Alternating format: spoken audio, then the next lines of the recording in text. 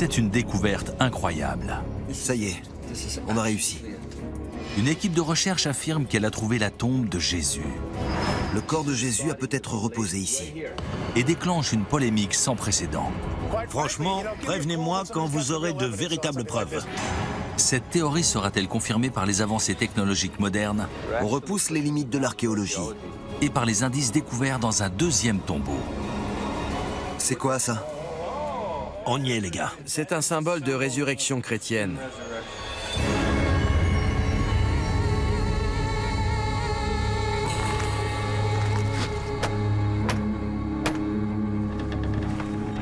C'est l'une des images les plus emblématiques du christianisme. En l'an 30 de notre ère, Jésus a été crucifié à Jérusalem par les autorités romaines. Tous les évangiles s'accordent à dire que son corps a été emporté par Joseph d'Arimathie, un membre éminent du Grand Conseil de Jérusalem et disciple secret de Jésus. Mais la suite des événements n'est pas aussi limpide. D'après les croyances chrétiennes, Jésus a été déposé dans une sépulture proche du lieu de la crucifixion, et 3 jours plus tard, il est revenu d'entre les morts, laissant derrière lui un tombeau vide. La tradition veut que l'église du Saint-Sépulcre ait été bâtie sur ce site. Mais les fouilles archéologiques n'ont apporté aucune preuve de la présence de ce tombeau. Il existe une autre version des faits basée sur l'évangile de Matthieu. Jésus aurait finalement été enterré dans le caveau encore inutilisé que Joseph d'Arimathie avait fait creuser pour lui-même et ses proches.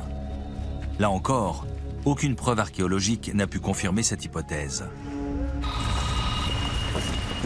Mais en 1980, des ouvriers ont fait une découverte décisive. À 3 km de l'église du Saint-Sépulcre, dans une banlieue de Jérusalem appelée Talpiot, ils ont mis au jour une tombe vieille de 2000 ans. Elle était ornée d'étranges symboles qui ont intrigué les archéologues. Malheureusement, ils ont seulement eu le temps d'extraire 10 ossuaires, des petits cercueils contenant des ossements humains, avant que le tombeau soit recouvert de ciment pour construire un immeuble par-dessus. Il a fallu attendre 2007 pour que le cinéaste Simcha Jacobovici ouvre la tombe une seconde fois. C'est incroyable. On a réussi. Après avoir effectué une nouvelle analyse du contenu de la sépulture, Simcha fait une annonce stupéfiante. Il est convaincu d'avoir trouvé le tombeau familial de Jésus. Cette théorie audacieuse repose sur le fait que 6 des ossuaires trouvés à l'intérieur portent des noms associés à Jésus et sa famille. Le premier de ces noms est Maria Ménée, une version grecque du prénom Marie. Selon certains spécialistes, cette orthographe unique n'est associée qu'à Marie-Madeleine, qui fait partie des plus célèbres compagnons de Jésus. Nous avons également une Maria, c'est-à-dire Marie, le nom de la mère de Jésus. Ainsi qu'un José, le surnom de l'un des frères de Jésus. Mais l'inscription la plus surprenante est sans aucun doute celle-ci. Jésus, fils de Joseph. Pour certains chercheurs, cette découverte potentiellement révolutionnaire est tout à fait concevable. Toutes les tombes autour de Jérusalem sont progressivement mises au jour et parfois détruites. Pour moi, ce n'est pas si invraisemblable que des ouvriers aient trouvé la sépulture de Jésus. Je pense qu'il faut vraiment envisager la possibilité que ce soit effectivement le tombeau familial de Jésus. Mais lorsque la nouvelle se répand, tout le monde n'est pas de cet avis. Cette nouvelle fait la une des journaux dans le monde entier. On ne parle pratiquement que de ça à Jérusalem. C'est ce qui se fait de pire en matière d'archéologie biblique.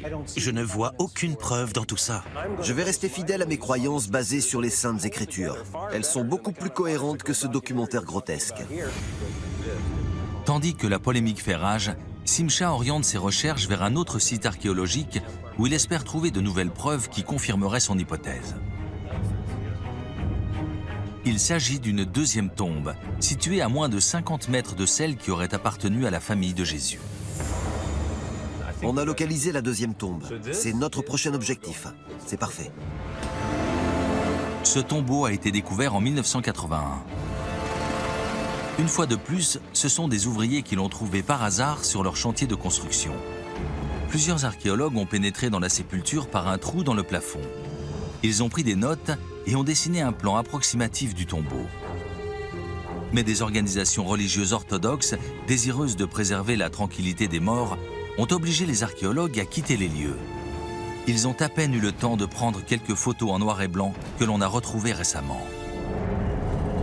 Les autorités ont scellé la tombe en ne laissant qu'un étroit conduit vertical censé permettre aux esprits de circuler.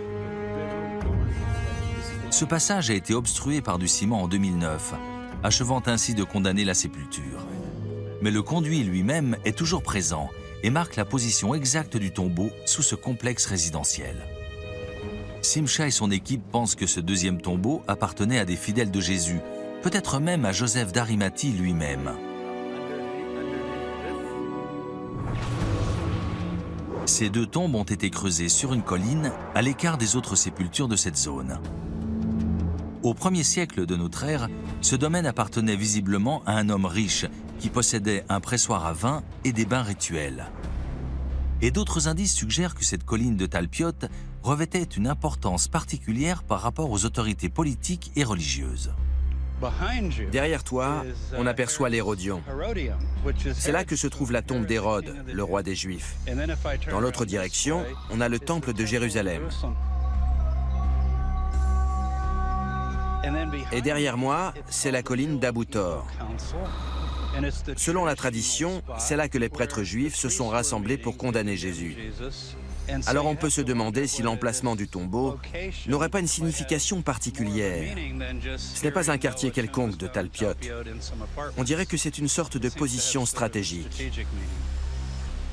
Simcha est de plus en plus convaincu que Talpiot était autrefois un domaine appartenant à Joseph d'Arimathie. De plus, le nom Arimathie semble venir d'un mot hébreu signifiant deux collines. Et la zone qui nous intéresse est effectivement dominée par un double relief. Si Simcha parvient à prouver que cette deuxième tombe appartenait à Joseph d'Arimathie, il aura ainsi un argument de poids pour défendre son hypothèse concernant le tombeau de la famille de Jésus situé tout près d'ici. Le premier défi consiste à trouver un moyen de pénétrer dans la sépulture. On peut entrer par là. Je vois. Mais avant qu'ils puissent commencer les recherches, la situation dégénère. Vous profanez des tombes. Vous êtes un criminel. Vous êtes un criminel. Les Haredim sont des juifs ultra-orthodoxes qui ne veulent pas qu'on dérange les morts. Partez d'ici. Ne me touchez pas. Allez, dégagez. C'est à vous de dégager. Ne me touchez pas. Comment osez-vous me pousser? Arrêtez. Calmez-vous. Vous devriez avoir honte. Vous êtes comme les nazis. Vous faites des grands sourires et vous ne respectez rien du tout. Comment vous pouvez me dire ça? Mes parents sont des survivants de l'Holocauste et vous me dites que je suis comme les nazis? Vous vous conduisez comme ça alors que vous êtes juif? Vous devriez avoir honte. Les Haredim parviennent à interdire l'accès au tombeau, tout comme ils l'avaient fait à l'époque de sa découverte en 1981.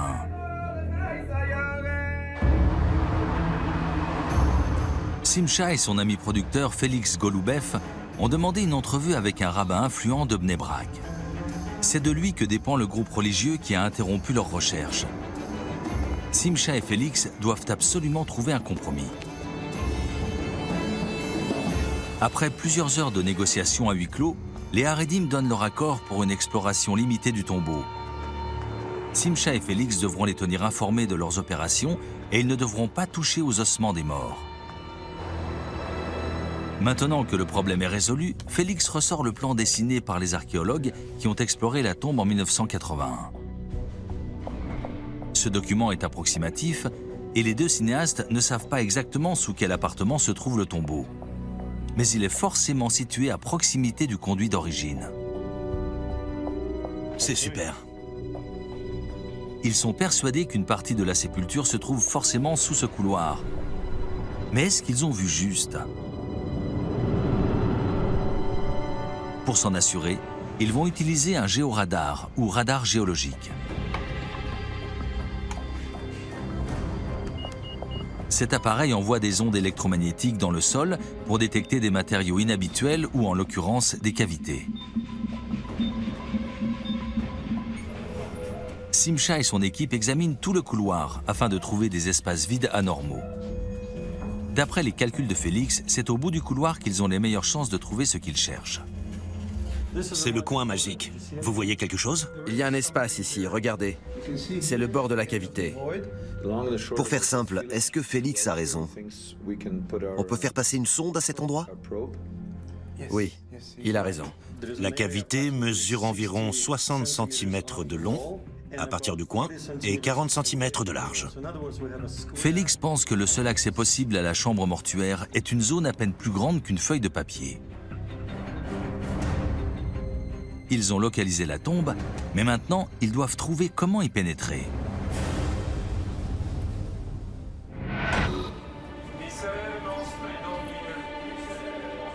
Grâce à un radar géologique, Simcha, Félix et leur équipe ont localisé sous un bâtiment de Jérusalem un tombeau datant de l'époque de Jésus.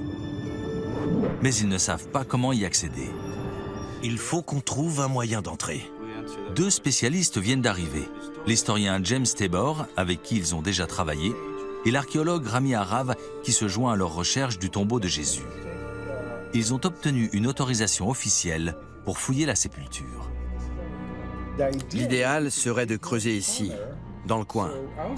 Mais à cause des contraintes logistiques et du compromis négocié avec les autorités religieuses, ils doivent explorer la tombe sans y pénétrer eux-mêmes. La solution se trouve peut-être dans ce petit entrepôt canadien. Simcha a demandé de l'aide à l'ingénieur Walter Classen, qui a conçu de nombreux animatroniques et des supports de caméras robotisés pour le cinéma et la télévision. On gère entièrement la programmation et l'électronique. Tous nos appareils sont fabriqués en interne. C'est un défi majeur pour Walter. Il doit concevoir un support robotisé pour caméra, capable de passer à travers un passage étroit, mais suffisamment maniable pour que l'équipe puisse examiner chaque détail du tombeau et des ossuaires qu'il contient. J'ai donné à un architecte le dessin du tombeau et un plan de l'immeuble, en lui demandant de les superposer. Félix a une vague idée des dimensions de la sépulture. À votre avis, elle mesure combien en hauteur? Entre 1 mètre et 1,50 m. C'est vraiment étroit. Ça va être difficile de faire descendre le bras articulé, de le redresser et de le faire avancer. Et il y a un autre détail auquel il faut faire attention. Bill Tarrant, l'expert en caméra robotisée, montre à Walter l'appareil qu'il compte utiliser pour filmer dans l'espace exigu de la chambre mortuaire. Elle pèse combien? Environ 2 kilos. Et elle sera placée à l'extrémité d'un bras robotisé de 3 ou 4 mètres de long. Oui. La caméra est intégrée à un système articulé en métal qui pèse relativement lourd. Mais si ce tombeau appartenait effectivement aux premiers disciples de Jésus, que faut-il s'attendre à y trouver? Quel symbole chrétien était utilisé à l'époque? Simcha se rend à Rome, l'un des rares endroits au monde où de tels symboles subsistent encore aujourd'hui. De nombreuses sépultures chrétiennes jalonnent les kilomètres de catacombes cachées sous les rues de la ville. Robin Jensen est spécialisée dans l'art chrétien. Elle montre à Simcha plusieurs symboles anciens. Regardez, ici vous pouvez voir l'une de nos plus anciennes gravures. Elle date de quand? Sans doute du IVe siècle, pas avant. Voici 3 des plus anciens symboles chrétiens. Le chrisme, qui associe les 2 premières lettres grecques du mot Christos. L'encre, qui représente la foi. Et le poisson avec ses écailles et ses branchies, qui symbolise le Christ. Mais les catacombes renferment un symbole biblique encore plus célèbre. Jonas et la baleine. Ça alors. Voici Jonas. Jonas est une figure chrétienne? Tout à fait. Son histoire occupe une place très importante dans l'art funéraire chrétien. On la retrouve souvent. C'est vrai? Pourquoi? Parce qu'elle parle de mort et de résurrection. En quelque sorte, Jonas meurt quand il est avalé par la baleine et il ressuscite quand il ressort. Quand elle le recrache? Oui, et le Nouveau Testament fait souvent le lien entre ce récit et la résurrection de Jésus.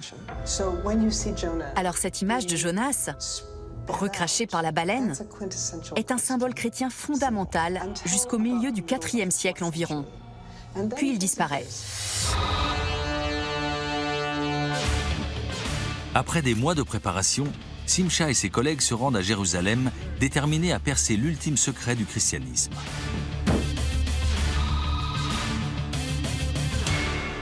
C'est historique. On a l'accord de la police, de l'autorité israélienne des antiquités, des responsables religieux, de l'association des locataires. Pas de stress alors. Pas de stress, seulement de la découverte. Elle fonctionne? Parfaitement. D'abord, on creuse un petit trou.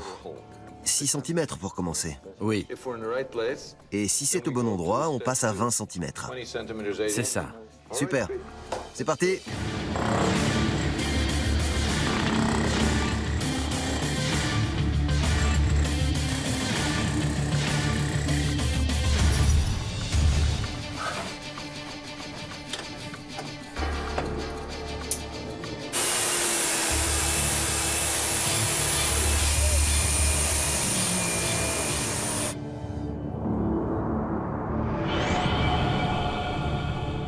« 1,65 m. D'après leurs calculs, ils auraient déjà dû atteindre la tombe. On est trop loin. Oui, Ils creusent peut-être au mauvais endroit. Je pense qu'on aurait dû commencer par forer en biais, Oui. histoire d'avoir de meilleures chances d'atteindre la tombe, quitte à improviser après. On pourrait continuer sur le trou actuel Non, il vaut mieux recommencer. et forer en biais après. Il faut qu'on atteigne la tombe. C'est ça, l'objectif. Faisons un deuxième trou. Allons-y.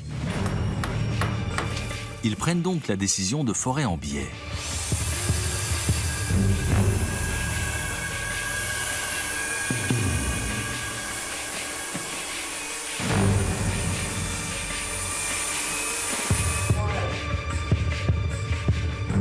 On y est! Après des années de recherche et d'efforts, le moment qu'ils attendaient est enfin arrivé. Je vois le sol de la chambre mortuaire. On est exactement là où tu l'avais prévu. Ouais. Tu avais entièrement raison. Ils ont réussi à creuser un chemin d'accès. Mais le seul moyen d'explorer la tombe est d'utiliser le bras robotisé qui n'a été testé qu'en laboratoire.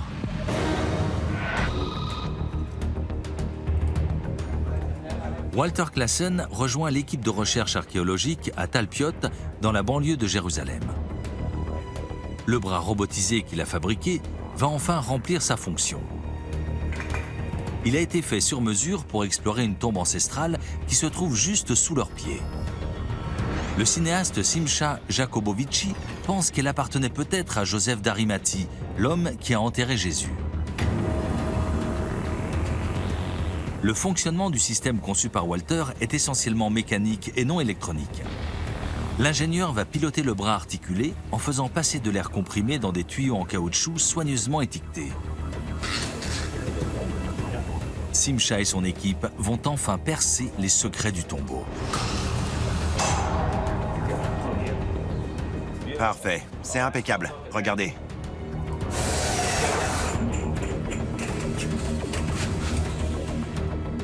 Ils ont creusé un deuxième accès. Ils vont y faire passer une autre caméra plus petite qui sera dirigée vers le bras robotisé afin d'aider Walter et Bill à le manœuvrer à distance. Vous êtes prêts? Ouais, C'est parti. c'est le moment de vérité. Le bras articulé est prêt. Fin et léger, il peut se déployer jusqu'à atteindre 3 mètres de long. Mais les premiers problèmes font déjà leur apparition. Les gars, je fais de mon mieux. Comme prévu, la tombe mesure environ 1 mètre de haut. Mais à cause du forage, des gravats se sont accumulés sous le trou et Walter n'a plus assez de place pour faire entrer le bras dans la sépulture. On a combien du coup? Je vais mesurer à nouveau. Un peu moins d'1 mètre.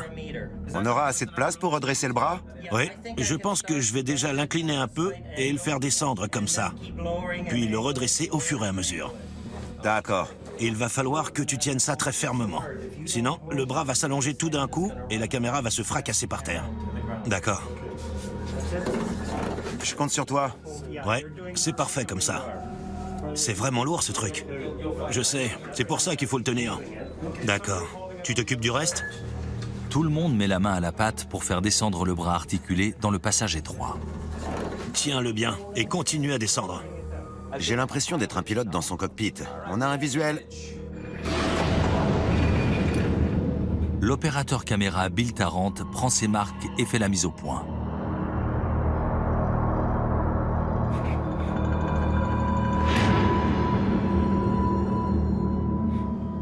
Regardez.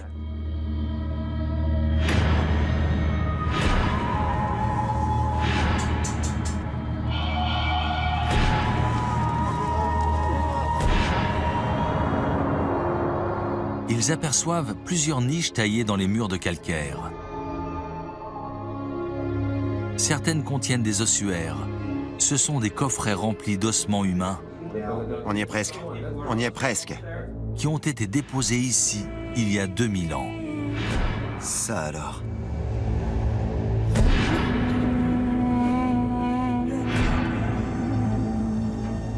Les images de la caméra confirment les informations fournies par le plan de la tombe. Seuls 4 des 9 compartiments funéraires contiennent des ossuaires. Walter commence par explorer la niche la plus proche de la porte. Selon la coutume, c'est ici que se trouve l'ossuaire de celui qui a fait creuser le tombeau. C'est bon, on y est. On y est. Ouais.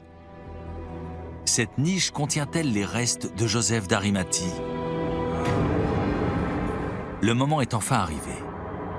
La caméra s'approche lentement de l'ossuaire.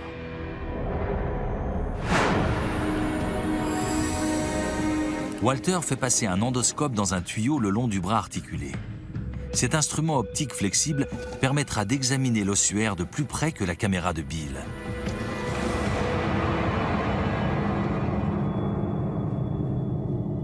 Simcha et les autres tentent d'apercevoir un nom ou un symbole. À en juger par ses magnifiques décorations, c'était sans doute une personne riche. On voit clairement 2 rosettes dans des cercles. C'est un motif très fréquent sur les ossuaires. La plupart des spécialistes y voient de simples décorations, mais certains pensent qu'elles ont une signification qui nous échappe encore. Un dessin de forme oblongue a été gravé entre les 2 rosettes. C'est ce qu'on appelle un nefesh ou un pilier. En hébreu, le mot qui désigne un pilier signifie également ascension. Il pourrait donc s'agir d'une référence symbolique à l'au-delà. Simcha et son équipe continuent d'examiner l'ossuaire sous toutes les coutures afin de trouver d'autres symboles ou des inscriptions, mais ils ne voient rien d'autre. Ils déplacent alors la caméra vers la deuxième des 4 niches qui les intéressent. Celle-ci contient 3 ossuaires. Walter, tu peux descendre un peu Ouais. et recule légèrement. D'accord, je recule. Cherchez des inscriptions sur le couvercle. Vous voyez quelque chose? Non, rien. Attention, s'il y en a une, ce ne sera pas une inscription gigantesque, gravée avec autant de soin que les rosettes. Ce sera plutôt un nom griffonné. Oui, si les propriétaires du tombeau ont déplacé un ossuaire pour en déposer un autre, ils ont sans doute griffonné les noms dessus pour savoir qui est qui. Alors, on doit être très méthodique.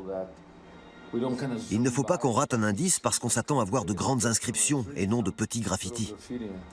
Tu peux descendre? Oui, je peux. Ça, c'est très joli. Et en repositionnant la caméra, Attends. ils voient enfin une inscription. Mu, Aleph, Ro, Aleph, Mara. C'est de l'araméen? Non, c'est du grec. Vous voyez ça où? M, A, R, A. Ce mot était également présent dans la sépulture située à quelques dizaines de mètres d'ici et qui appartenait peut-être à Jésus et sa famille. L'un des ossuaires qui s'y trouvait portait les inscriptions Mariaméné et Mara. Mariaméné est une orthographe grecque particulière correspondant au prénom Marie.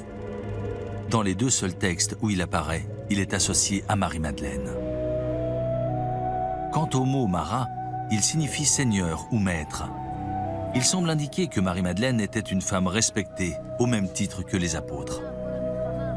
Jésus et Marie-Madeleine étaient-ils appelés Seigneur et Dame par leurs premiers fidèles? On pourrait alors supposer que certains d'entre eux, enterrés dans cette tombe, ont souhaité invoquer sur leurs ossuaires Marie-Madeleine et non Jésus. Simcha et son équipe redoublent d'efforts. Il faut monter un peu la caméra. Mais c'est alors qu'un câble lâche.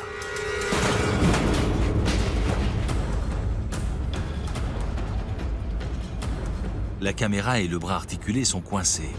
Walter et Bill n'ont aucun moyen de les récupérer. Le câble est cassé et le bras est incliné. C'est ce qui pouvait arriver de pire. Le câble qui a lâché contrôlait la verticale? Oui, il faisait monter et descendre le bras. Pour l'ingénieur Walter Classen, c'est un vrai cauchemar. Laissez-moi réfléchir, s'il vous plaît. J'ai besoin de silence.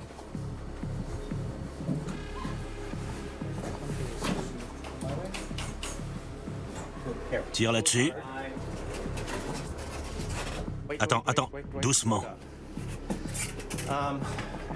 Sans ce câble, Walter ne peut pas rétracter le bras. C'est donc impossible de le faire remonter par le conduit. Pendant plusieurs heures, Walter manipule délicatement le bras cassé. On dirait que la mission d'exploration s'est terminée avant même d'avoir vraiment commencé. Je ne sais pas si je peux le sortir de là. T'as essayé de reculer la caméra? Oui, c'est ce que je suis en train de faire. Je vais peut-être pouvoir rétracter l'extrémité du bras. D'accord. Ça bouge, Walter. Oui, je vois ça. C'est bon signe. Oui, on dirait qu'il tient le coup. C'est bon maintenant. Tire-le vers nous. Walter arrive enfin à sortir le bras endommagé. Doucement, doucement.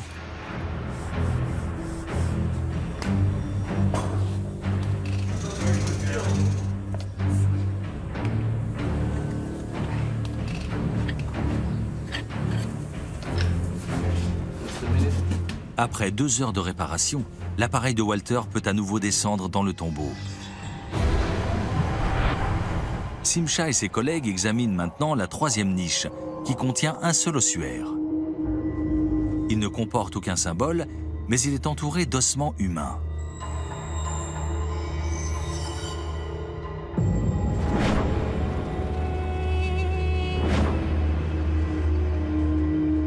En l'absence d'inscription, il est impossible de savoir s'il s'agit de Joseph d'Arimathie ou de toute autre personne liée à Jésus.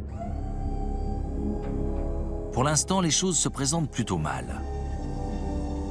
Il ne leur reste plus qu'une seule niche à explorer et elle ne contient que 2 ossuaires.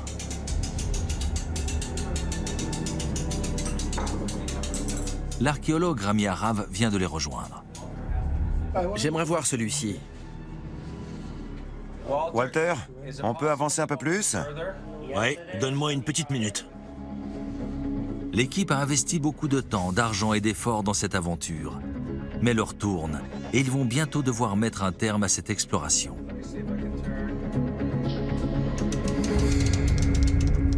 On en est où, Walter?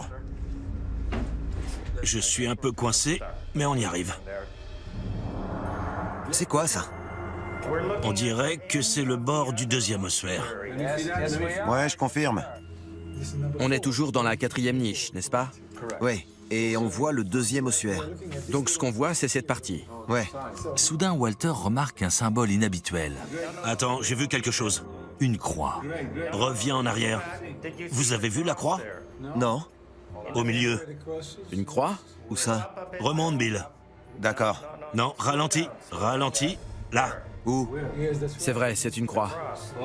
Ah oui, je la vois. Bill, descends un peu. Vas-y. La plupart des historiens considèrent que la croix est devenue un symbole chrétien au cours du IVe siècle. Dans un tombeau du 1er siècle, cette forme n'aurait donc pas beaucoup d'intérêt. Mais on peut citer 3 dessins de croix datant de cette époque et potentiellement liés au christianisme. Dans l'ancienne ville romaine d'Herculanum, à Naples,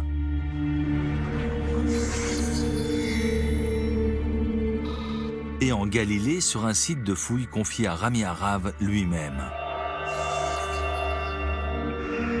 Si la croix était déjà un symbole chrétien au 1er siècle, alors Simcha et ses collègues viennent d'en découvrir l'exemple le plus ancien connu à ce jour. Ça ne peut pas être purement décoratif. C'est forcément un symbole. Les coffrets eux-mêmes sont symboliques.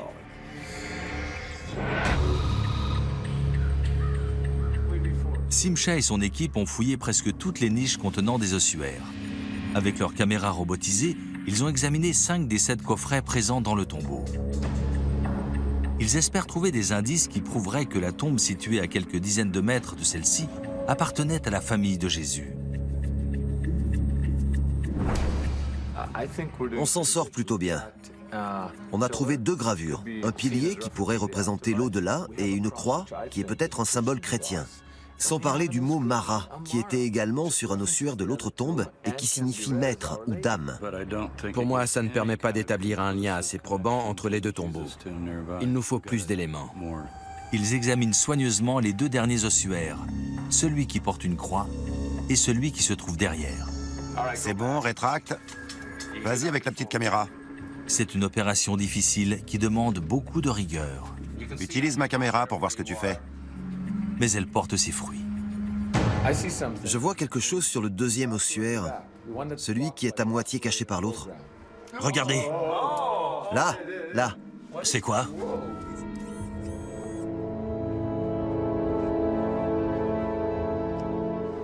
Ça alors? On est dans quel sens? Là, c'est le bas? Non, c'est le haut. En bas, on a un petit cercle. Ah oui, je vois. Je vais m'orienter différemment.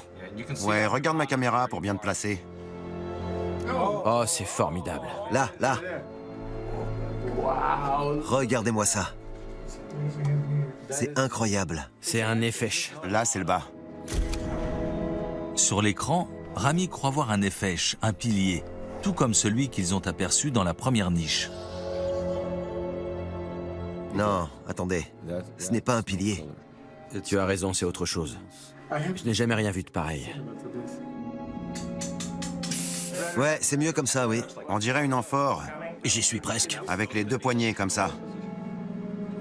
Regardez bien ce dessin. Et soudain, c'est la révélation. C'est un poisson. Oui, regardez, c'est la queue. C'est une baleine. Oui, c'est une baleine, c'est Jonas. Ça alors, c'est dingue. Ici, on voit la tête de Jonas. Oui, la baleine est en train de le recracher. On voit ses jambes, ses bras et sa tête. Eh oui, C'est la baleine qui recrache Jonas, sans le moindre doute. C'est un symbole de résurrection chrétienne. Les 2 spécialistes sont persuadés que ce dessin représente un gros poisson en train de recracher Jonas. Cette baleine était généralement représentée comme une sorte de dragon des mers par les chrétiens romains à partir du IIIe siècle. Mais les premiers disciples de Jésus étaient juifs et ils dessinaient ce monstre comme un animal comestible, un poisson avec ses écailles et ses nageoires.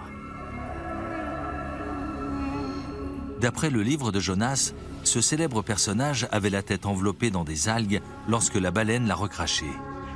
Et sur cet ossuaire, Simcha et ses collègues voient le dessin rudimentaire d'un homme dont la tête est recouverte de petites lignes. Sur les bords du coffret, plusieurs frises représentent de petits poissons qui nagent dans l'océan. C'est une image unique et une découverte révolutionnaire. Ce dessin, le signe de Jonas, est sans aucun doute un symbole utilisé par les premiers fidèles de Jésus. Il représente sa résurrection. Cette gravure est restée en très bon état, ce qui permet de visualiser clairement ce qu'elle représente. Chez les chrétiens, et même chez les judéo-chrétiens, chez tous ceux qui croient en Jésus, c'est un symbole très clair. Tout comme Jonas, Jésus est entré dans la mort, qui est représentée par la baleine, et il en est ressorti. Et sur un ossuaire, ça fait clairement référence à la résurrection des morts. C'est la plus ancienne représentation de la résurrection qu'on ait jamais trouvée. c'est énorme. C'est le moins qu'on puisse dire. Simcha et son équipe ont découvert le plus ancien symbole lié à Jésus connu à ce jour. Ils ont bien fait de suivre leur instinct. Cette exploration a porté ses fruits. Ils ont maintenant un argument très impressionnant pour défendre leur théorie selon laquelle l'autre tombe de Talpiot appartenait à la famille de Jésus. Mais est-ce que d'autres surprises les attendent? Ils positionnent la caméra derrière l'ossuaire représentant Jonas. Ils aperçoivent une autre illustration, mais le mur les empêche de prendre suffisamment de recul. Ils descendent alors la caméra au niveau du sol et l'orientent vers le haut. La face arrière de l'ossuaire comporte apparemment le dessin d'une queue de poisson, mais ils n'en sont pas sûrs. Simcha décide alors de consulter les photos en noir et blanc que les archéologues ont prises en 1981 avant d'être chassés du tombeau par des militants religieux. Ici, l'image de la queue de poisson est beaucoup plus claire. On dirait que l'animal plonge dans le coffret. Et en regardant les photos, Simcha découvre autre chose. L'ossuaire représentant Jonas n'est pas à la même place qu'à l'époque. C'est pendant la première exploration de la tombe qu'il a été posé dans la niche actuelle. Son emplacement d'origine était le premier compartiment sur la droite, qu'on appelle parfois la niche du patriarche. Ce coffret contient-il les restes de Joseph d'Arimathie? C'est une hypothèse très tentante, mais aucune inscription ne permet de la confirmer. En revanche, il reste un dernier ossuaire à examiner.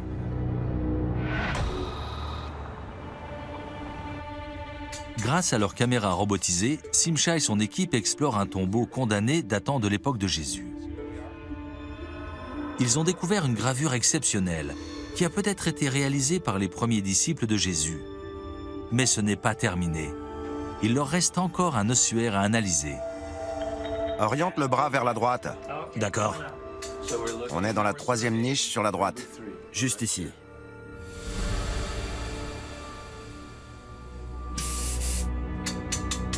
Les yeux rivés sur l'écran, Simcha se dit que la chance ne lui sourira sans doute pas une seconde fois. Mais il se trompe. Oh, regardez, regardez! Ne bouge plus, je vois des lettres. C'est une inscription? Ouais, On y est, les gars. Ça, c'est clairement un oméga. Et là, c'est psi, delta, eta. L'inscription est en grec, la langue dominante chez la population riche de Jérusalem au 1er siècle de notre ère. Mais que signifie-t-elle? Iao est une des appellations de Dieu en grec. Dans la culture judéo-chrétienne, cela correspond à Yahvé. Upso, ça doit être un verbe. Dieu fait quelque chose. Mais je n'arrive pas à lire ces deux lettres. Simcha contacte le professeur James Charlesworth pour les aider à déchiffrer l'inscription en grec. Vous étiez censé venir hier, mais vous étiez malade. Mais c'est bien que vous arriviez seulement maintenant. On n'avait pas besoin de lire du grec hier, alors qu'aujourd'hui... Vous n'allez pas en croire vos yeux. Vous m'intriguez. Suivez-moi. Qu'est-ce que vous avez trouvé? Au centre, entre les deux rosettes, on distingue une inscription en grec. Oui, je vois Iao. C'est un nom qu'on trouve dans les fameux papyrus magiques et qui fait référence à Yahvé, c'est-à-dire Dieu. Ici, il est écrit en lettres capitales, Iao. Et au-dessus, je pense que c'est Dios. Donc, Dieu ou Zeus est maintenant Yahvé. Super. Ensuite, on a Upso. En grec, Upsothéo signifie soulever ou élever. Quoi? Oui, c'est ça. On a Upsilon, Psi et Oméga écrits en lettres capitales. Upso, dans l'évangile de Jean, désigne la résurrection de Jésus. Ça signifie « il s'est élevé ». Oui. Jésus a dit « si je suis élevé de la terre, j'attirerai tous les hommes à moi ». J'ai du mal à déchiffrer la dernière ligne. Alpha, Pi... C'est peut-être un aleph? Oui, c'est possible. Apo, Upso, Apotanou, j'imagine. Revenir d'entre les morts. Les deux premières lignes sont claires. Le premier mot est Dios, qui signifie Seigneur ou Dieu. Le deuxième est Yahvé, l'appellation de Dieu dans la Bible hébraïque. On a ensuite le mot grec upso, qui peut signifier s'élève, s'élèvera ou élève-nous. La dernière ligne est plus difficile à déchiffrer. Elle peut faire référence à la mort, comme le suggère le professeur Charlesworth. Mais ces trois lettres sont peut-être A, G et B. Ce quatrième mot serait alors Agba, l'équivalent de Upso en hébreu. Dans ce cas, le texte dit deux fois la même chose, mais dans deux langues différentes, grec, hébreu. Et il signifie alors Dieu, Yahvé, élève-nous, élève-nous. Ces deux interprétations correspondent à un appel à la résurrection. Mais il existe une troisième signification possible. L'un de ces mots ne devrait pas se trouver là, Yahvé.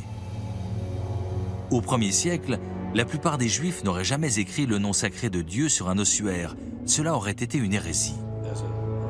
Mais certains des disciples de Jésus, persuadés qu'il était l'incarnation de Dieu, le désignaient également par cette appellation sacrée. Ces quelques lignes prennent alors un autre sens. Seigneur, Jésus, lève-toi, lève-toi. Maintenant qu'elle est traduite, l'inscription semble clairement indiquer que les personnes enterrées ici croyaient à la résurrection. Soit il s'agit d'une prière pour que Dieu accorde la résurrection aux occupants du tombeau, soit les auteurs de ces quelques lignes encourageaient Jésus lui-même à ressusciter. Pour James Tabor, cette découverte est très convaincante. L'historien est maintenant certain que l'autre tombe, située à quelques dizaines de mètres de là, est bien la dernière demeure de Jésus et sa famille. Ces éléments permettent de mieux contextualiser l'autre tombeau. Jusqu'à hier, si vous m'aviez demandé, pour vous, quelle est la probabilité pour que la tombe de Talpiot soit celle de Jésus, j'aurais répondu 75%. Mais après cette découverte, je dirais 95%, voire davantage. Une telle révélation pourrait avoir des répercussions considérables. La présence des ossements de Jésus dans la tombe de Talpiot contredirait-elle la croyance chrétienne la plus fondamentale, c'est-à-dire la résurrection de Jésus? Le professeur Charles Worth pense que non. Simcha et son équipe ont découvert une image d'une importance capitale. Cette baleine a la bouche fermée. Elle n'est pas en train d'avaler le personnage. Au contraire, il est en train de sortir. Cette gravure qu'on vient de découvrir tout près de l'endroit où Jésus a été crucifié est clairement un symbole de sa résurrection. Elle a sûrement été réalisée moins d'un siècle après la mort de Jésus. Je pense qu'on peut admettre que cette tombe est celle de Jésus, sans pour autant remettre en question les croyances concernant sa résurrection. Les premiers chrétiens n'avaient pas la même vision de la résurrection que beaucoup de personnes aujourd'hui. Ils ne se représentaient pas un cadavre qui reprend vie. Ce qui comptait pour eux, c'était que Jésus soit monté aux cieux. Et nous avons trouvé la preuve de cette croyance dans une tombe à moins de 50 mètres de celle où Jésus aurait été enterré. C'est une preuve archéologique concrète.